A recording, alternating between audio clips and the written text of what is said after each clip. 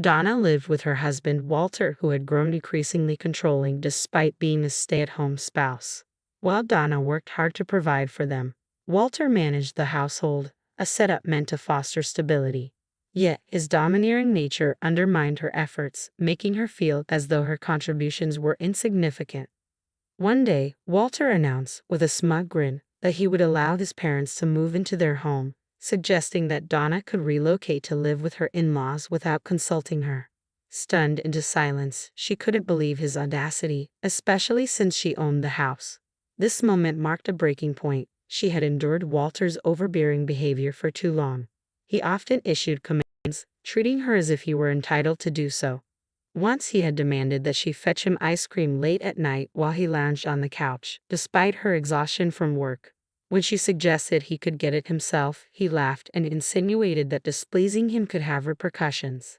His behavior was not only frustrating but exhausting. Donna felt increasingly disrespected and devalued, questioning how long she could tolerate living with someone who believed he had superiority simply because he was her husband. She realized that if things didn't change, she couldn't continue this way. Walter needed to understand the impact of his actions. It was time for him to face the consequences of his domineering behavior. One evening, feeling overwhelmed by the weight of her stressful job and Walter's demands, she told him, "I'm really tired. I'm going to rest in my room." His reaction was swift and challenging. "What's with that attitude towards your husband? I could kick you out right now if I wanted. Do you think it's okay to upset your spouse like that?" His fury baffled her. How could he act so authoritative without contributing financially yet crumble at the slightest inconvenience? It felt like dealing with a child throwing a tantrum. "I'm sorry, but I'm exhausted. Please try to understand," she replied, forcing a smile as she tried to disengage. Walter sighed, muttering, "You're such a disappointment as a wife." Lacking the energy to argue, she simply repeated, "I'm sorry," and retreated to her room. Day by day, Walter's overbearing behavior wore her down, but she was too exhausted to confront him. Then one day she caught a severe cold, which the doctor diagnosed as stress-induced. As she lay in bed, barely able to move, she informed Walter of her condition. His response was harsh. "A cold? That's just an excuse. Go to work, you're useless." His words seemed to intensify her fever. "I won't take care of you," he declared. "This is your mess. Deal with it."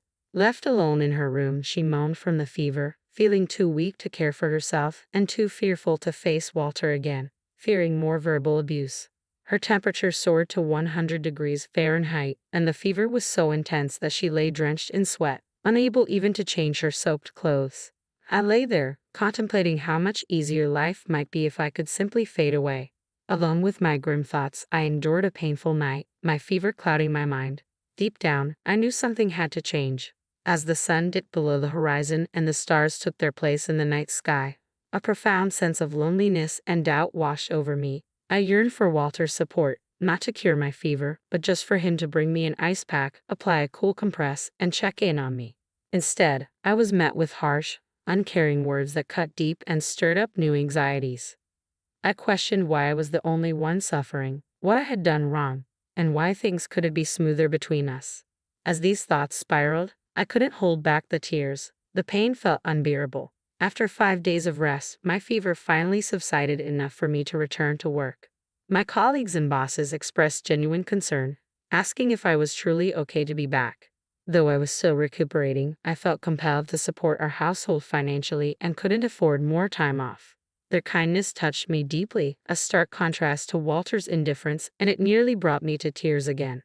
At that moment, a voice inside me screamed that I could no longer endure Walter's behavior. I was pushing myself too hard, ignoring the signs that this way of life was unsustainable. Deep down, I knew I couldn't continue like this without eventually collapsing under the strain. My feelings for Walter had significantly diminished, yet I lacked the energy to consider separation. Amidst this turmoil, I trudged through each day, working hard and returning home exhausted, catering to Walter's unpredictable demands. This had become my daily routine. Then one day, while I sought a moment of peace in my room, Walter called out, wanting to discuss something serious. It had been ages since we'd had a real conversation. Typically, he made significant decisions unilaterally, and with a heavy heart, I sat down, bracing myself for whatever was to come.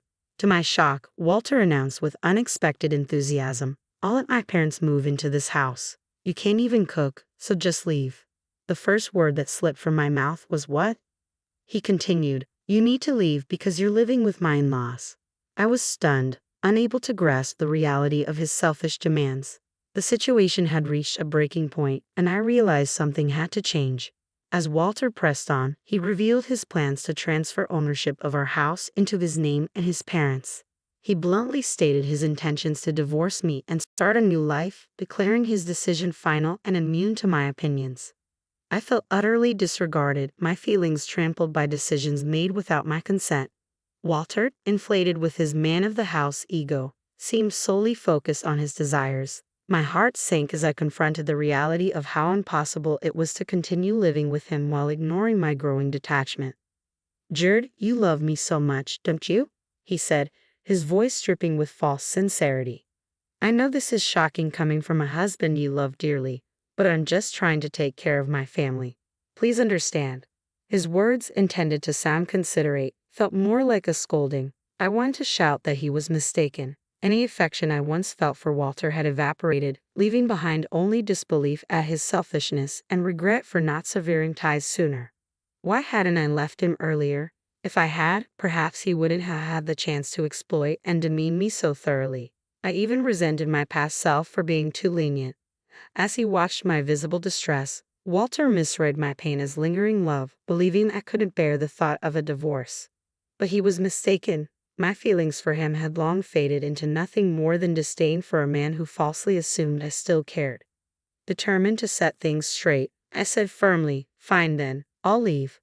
Walter gasped, clearly taken aback. He hadn't anticipated my readiness to accept the divorce and move on. He needed to understand that the version of me who always bailed him out was gone for good.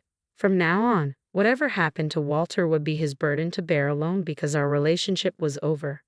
Seeing my resolve, Walter stood there, shocked and frozen. I seized the moment, heading to my room to pack the essentials. I knew I couldn't take any larger items today and would need to arrange for movers later. As I began to pack, Walter hurried over, perhaps finally grasping the gravity of the situation. His voice trembled with uncertainty as he asked, are you sure about this? If we divorce, we'll be strangers. I smiled softly and replied, I've already fallen out of love with you. Letting go feels like a weight has been lifted off my shoulders. Walter stood there, bewildered and lost. I nodded, thanked him for the years we had shared, and walked out of the house. His worried expression lingered in my mind as I made my way back to my parents' home. When I explained everything to my parents, they reacted with fury at Walter's behavior but soon calmed down, reassured by my resolve and the plan I had in place. I began to recuperate at their home, taking the first steps to initiate the divorce proceedings. After I sent the divorce papers, Walter messaged me, are you sure about this? I don't know if it's really a good thing. I replied, I don't have any feelings for you anymore. If we've gone this far, there's no turning back. His message concluded with a request to expedite the divorce. I feel so much better now that you're gone, so fill out the papers quickly. I replied, but he didn't respond. A few days later, I received the completed divorce papers from Walter, his sections already filled out. I promptly filled out my part and submitted it to the county office. Just like that, Walter and I were officially divorced. During the proceedings, we divided our assets.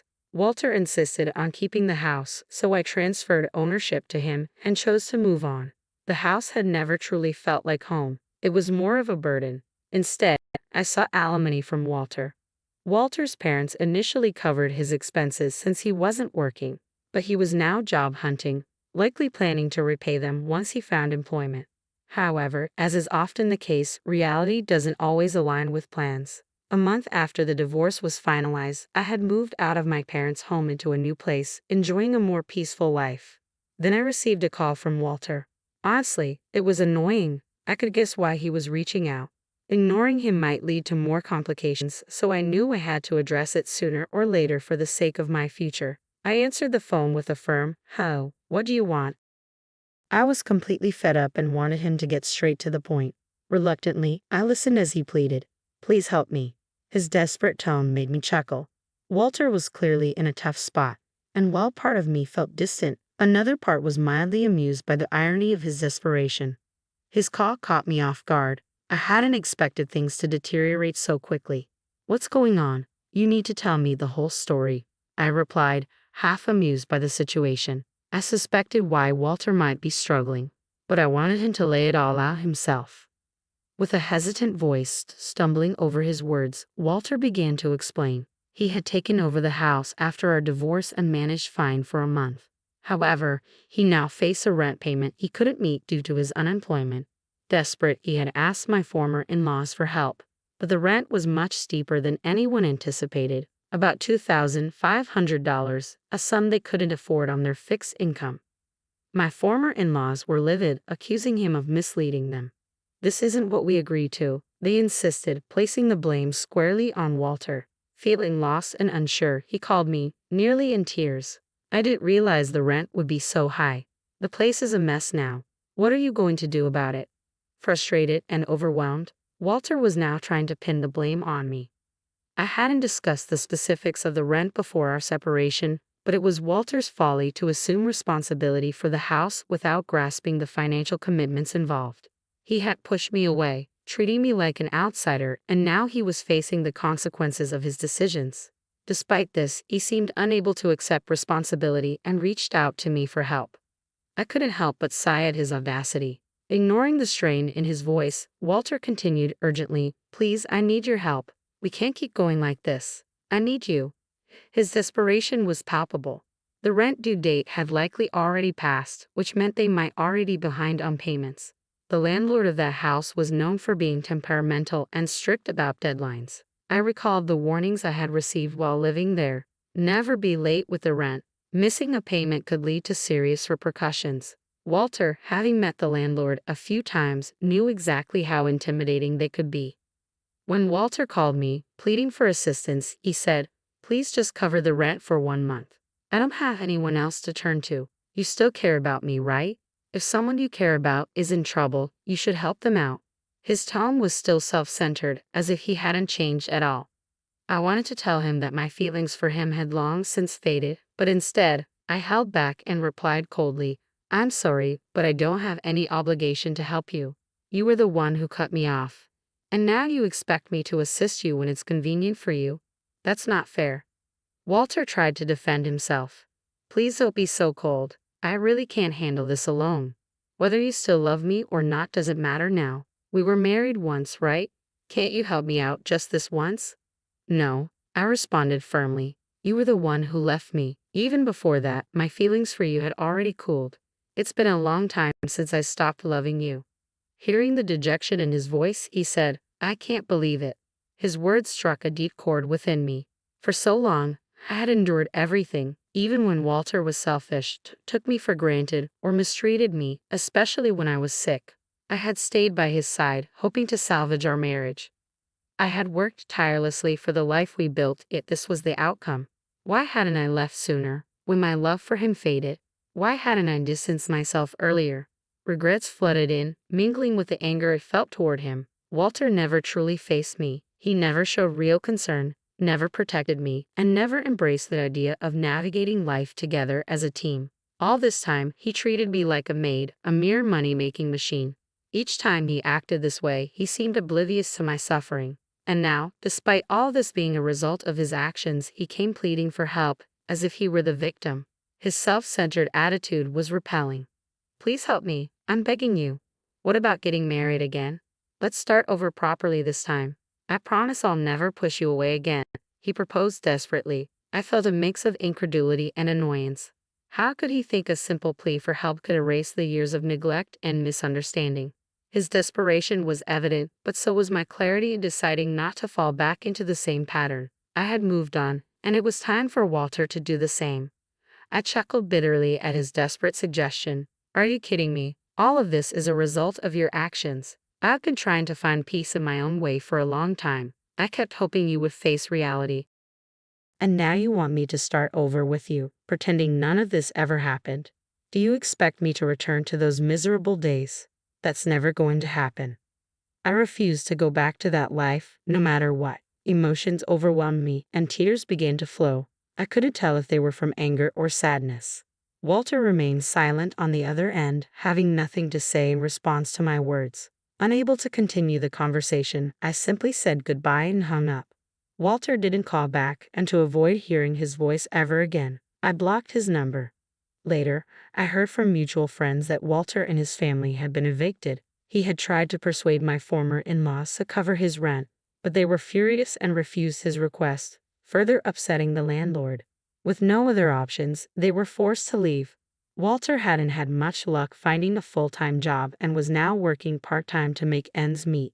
Meanwhile, my former in-laws had to sell their house and were now crammed into a rundown apartment, all three of them together. As for me, I focused deeply on my work, and my boss even discussed a promotion. There's a possibility I might become the first female manager in our company, and I've received admiration from both colleagues and juniors. Sometimes friends ask if I'm thinking about marrying again. Honestly, after my past experiences, I have a rather negative view of marriage. The idea of dating or marrying again doesn't appeal to me right now. But life is long, and there's no rush. Many people in this generation live happily unmarried. What matters most to me is living without regrets and staying true to myself. With that in mind, I want to continue navigating life at my own pace, embracing whatever comes my way with strength and independence.